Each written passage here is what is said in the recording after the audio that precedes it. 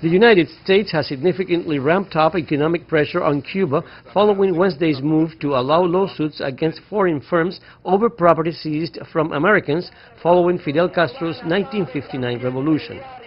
This decision, effective May 2nd, was announced on Wednesday by National Security Advisor John Bolton and was immediately met with a strong reaction from the Cuban government.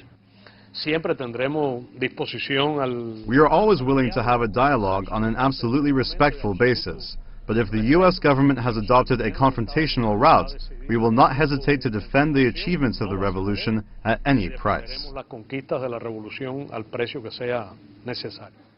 Cuban President Miguel Díaz-Canel tweeted, "The Cuban people will not surrender." He said, "In Cuba, we are the boss." The newspaper Granma published an editorial condemning the U.S. move that will allow suits against companies operating on properties which it termed as legally nationalized and not confiscated, as Washington argues.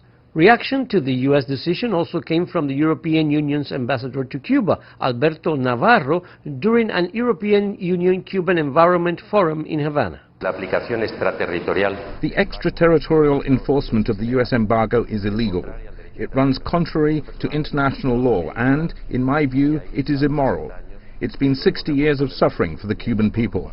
Allowing those suits under a provision known as the Title III of the Helms-Burton Act could lead to billions of dollars in legal claims and hurt Cuba's efforts to attract more foreign investment.